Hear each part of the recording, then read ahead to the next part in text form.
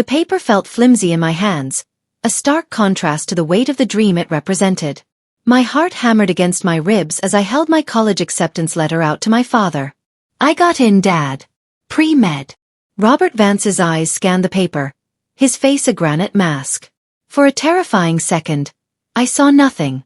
Then, a storm brewed in his gaze. Medicine? He scoffed, the word a venomous dart. You? Don't be naive, Elena. You're chasing a fantasy for the useless. He snatched the letter, his fingers tearing the paper in half with a brutal final sound. You are a waste of my resources and my name. Get out. My mother's soft sob from the doorway was a muffled counterpoint to his fury.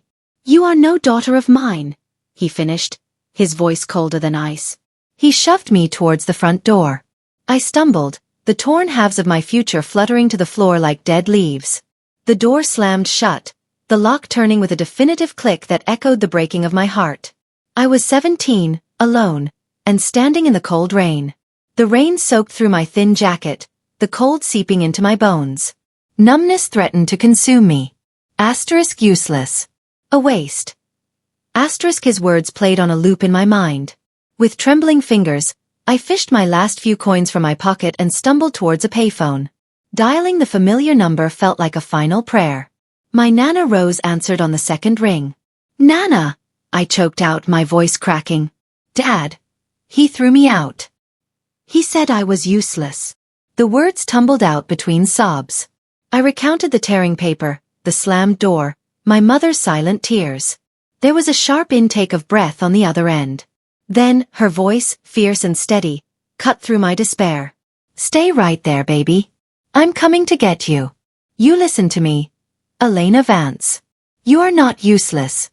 You are everything. That single word, everything, was a lifeline thrown into my stormy sea.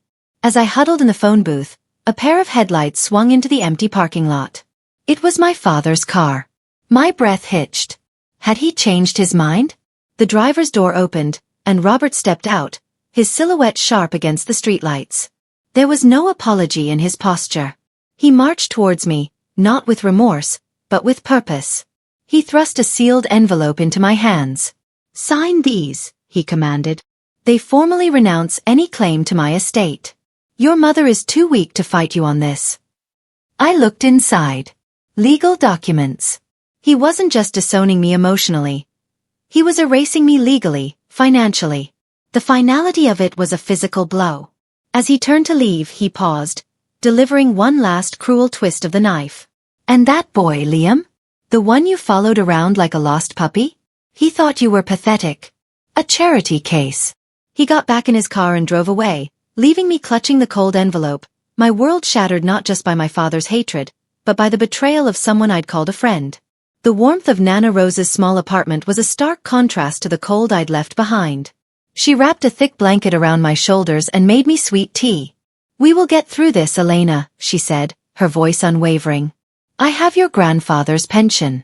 It's enough for your first year. You will go to that college. I looked at her, at the fierce love in her eyes, and felt a new emotion begin to burn away the hurt. Determination. I will become a surgeon, Nana, I vowed, my voice steady for the first time that night. I will be so successful that he won't be able to ignore my name. He'll see it everywhere. Nana Rose nodded, a knowing look in her eyes. Your father. He wasn't always this man, Elena. The bitterness. It consumed him after his own failures. It was a small piece of the puzzle, but it didn't excuse anything. It only fueled my resolve to never let anyone make me feel that small again. My first day of college was a tidal wave of imposter syndrome. Everyone seemed smarter, more prepared. I clutched my second-hand textbooks, my thrift store clothes feeling like a neon sign announcing my inadequacy. In chemistry lab, a boy named Mark, dressed in a polo shirt that probably cost more than my weekly food budget, smirked at my nervousness. Useless, my father's voice whispered in my mind.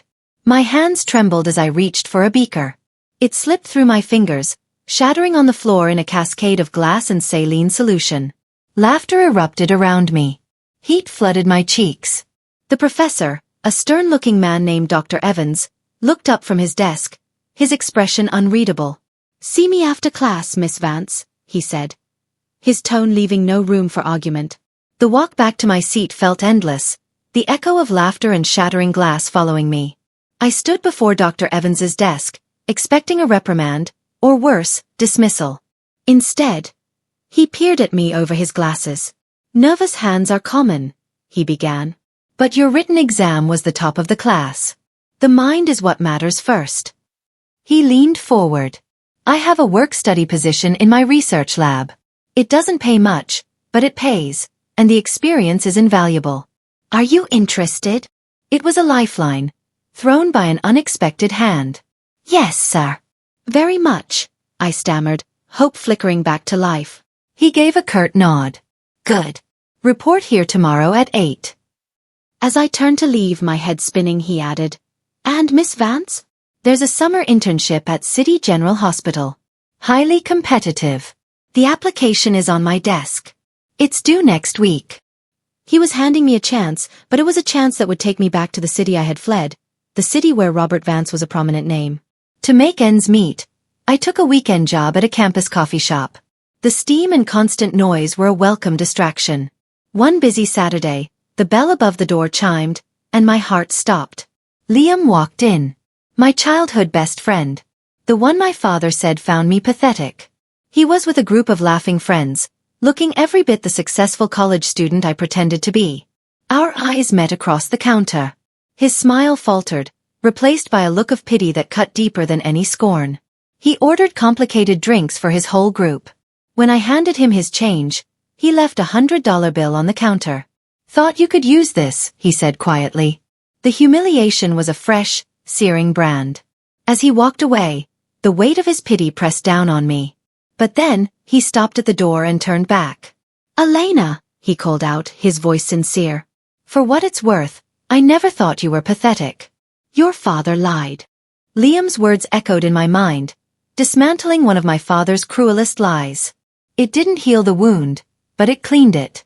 That night, at Nana Rose's kitchen table, I poured every ounce of my anger, my pain, and my newfound hope into the internship application. I wrote about the shattered beaker and the steady hands I was determined to cultivate. I wrote about resilience. Nana Rose sat with me, her presence a quiet fortress. "He will see this, you know," she said softly. "If you get it, your name will be in that hospital." I looked up, a fire in my eyes I hadn't felt in years. "Good," I said.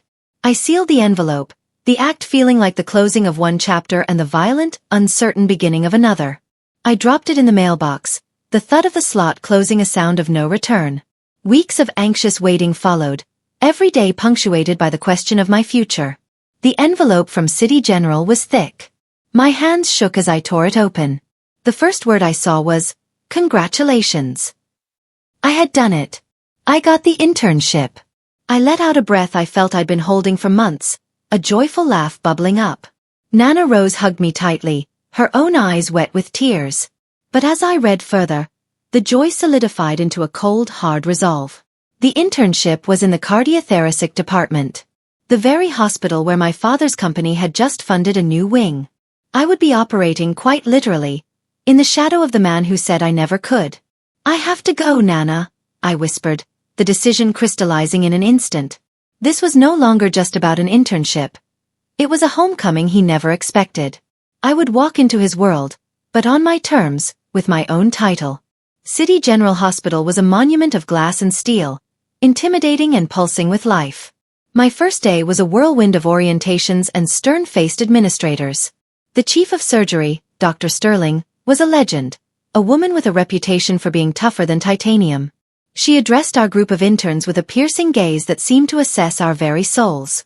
"Make no mistake," she said, her voice cool and precise. "This is not a game. The decisions you make here have life and death consequences." I felt a thrill of fear, but also of intense belonging. This was where I was meant to be.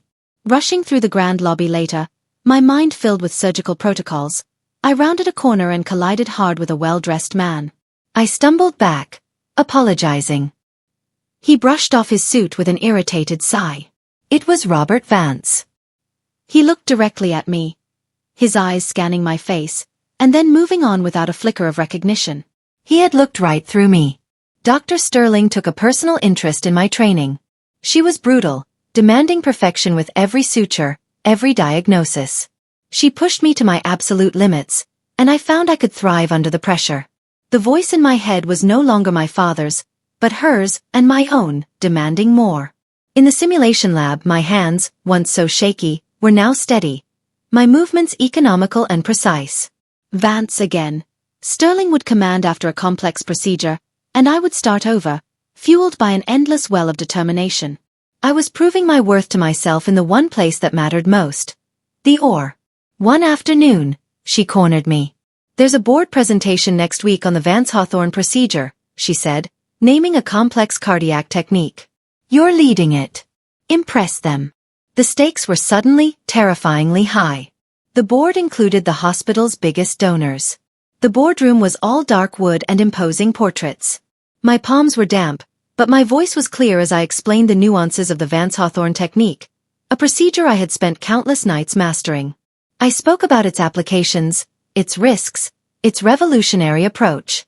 As I concluded, my gaze swept across the faces of the powerful men and women in the room.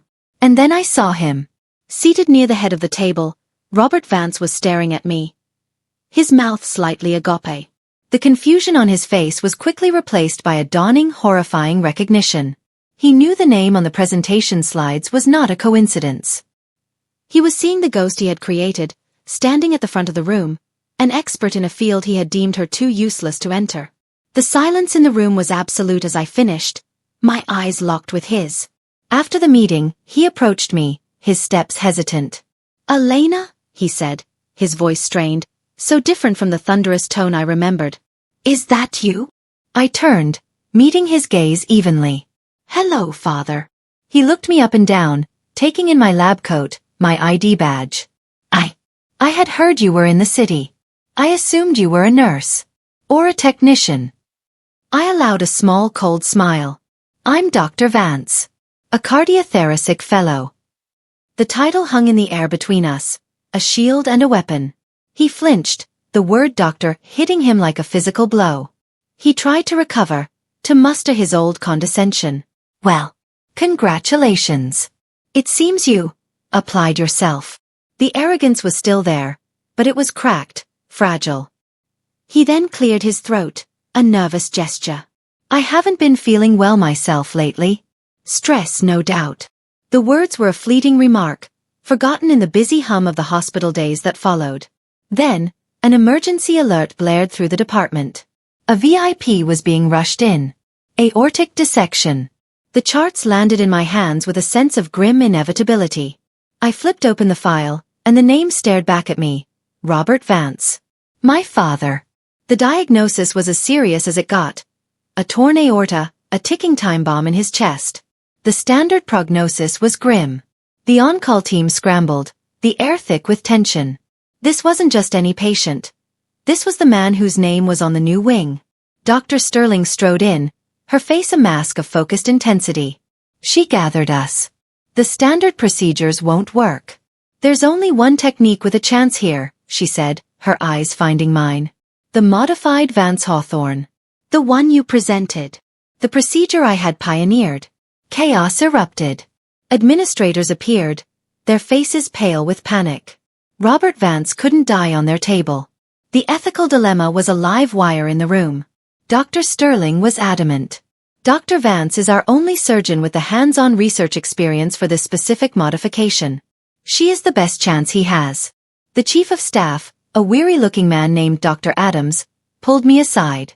The noise of the ER faded into a dull roar. "Dr. Vance," he began, his voice low and serious. "Elena, we are all aware of your history with the patient. The personal history. I need to ask you this, and I need an honest answer. Given everything, can you operate on this man objectively? Can you hold his life in your hands without your past influencing your skill?" The entire world narrowed to that single impossible question.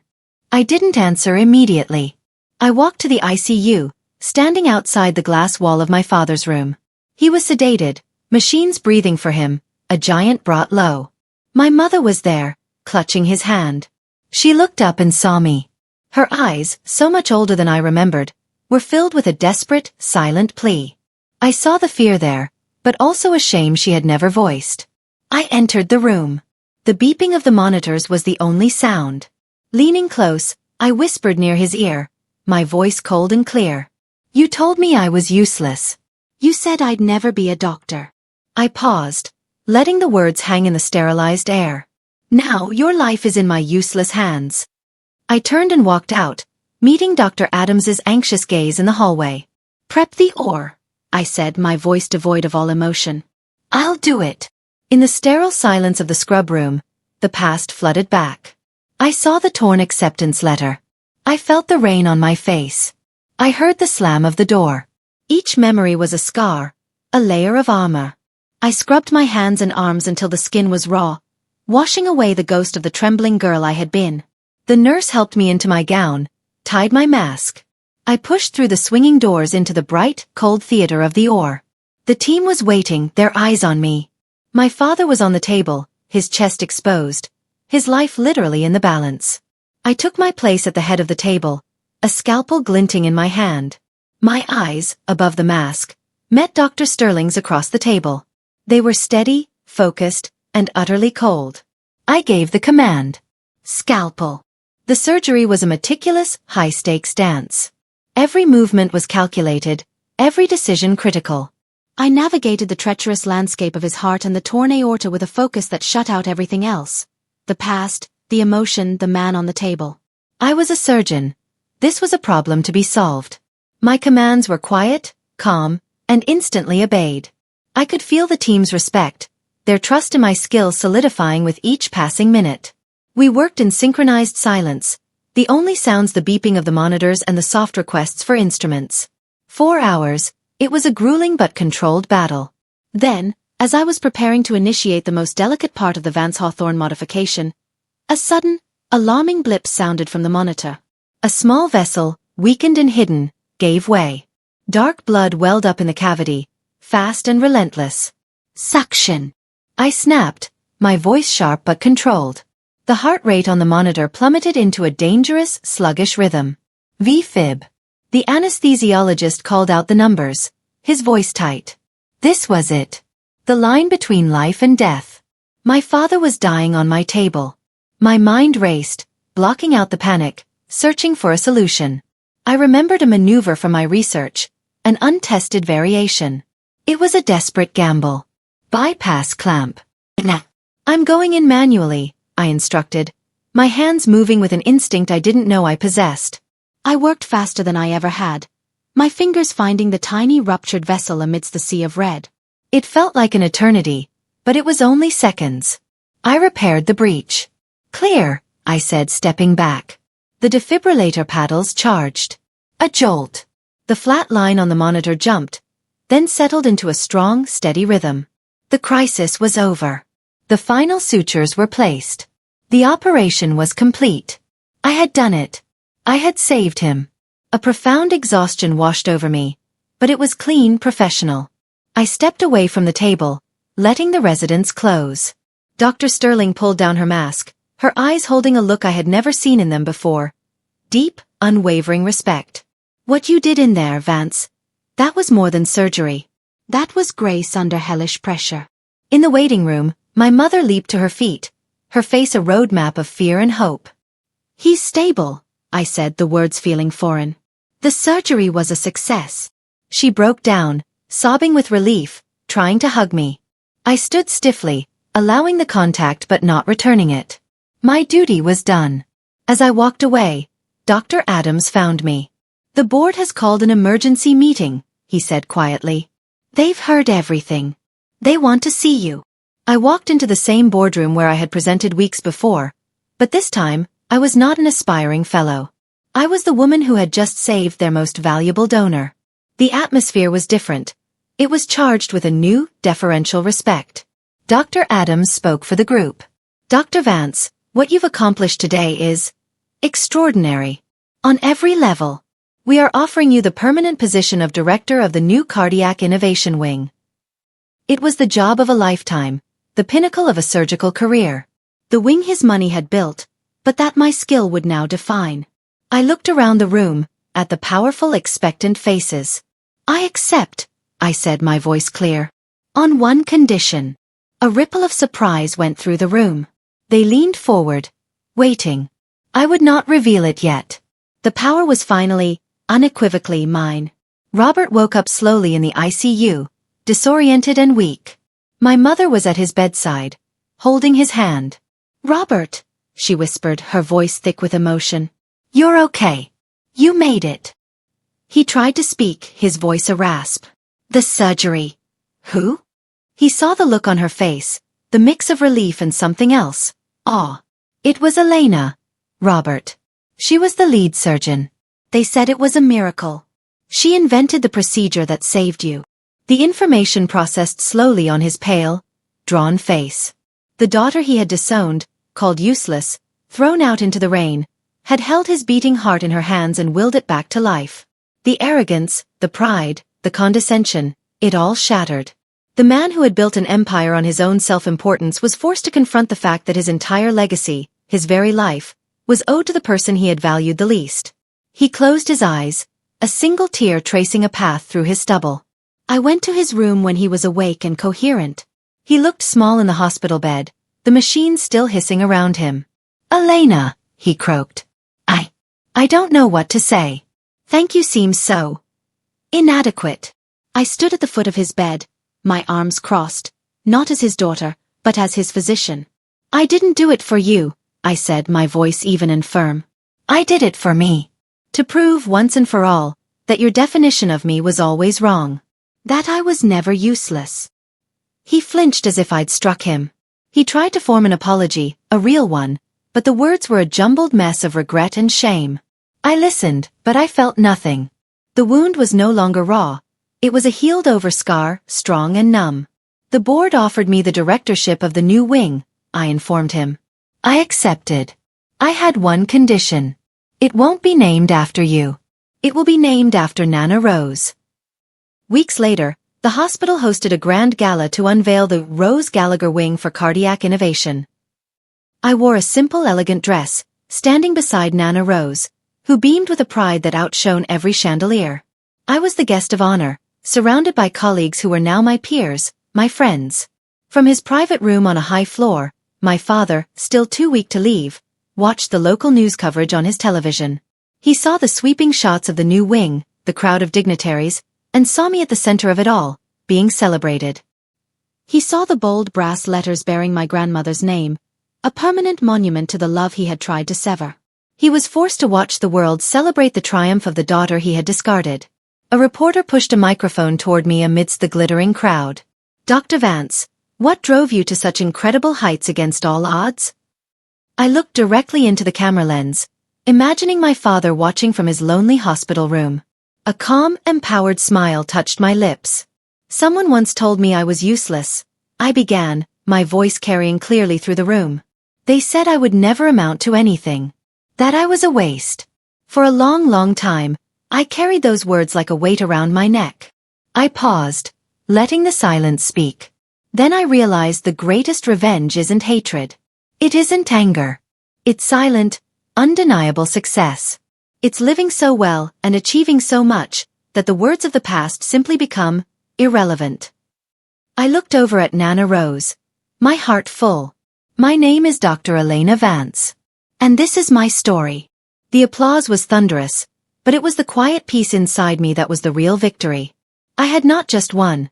I had transcended the need to win. The underdog had finally, completely, arrived.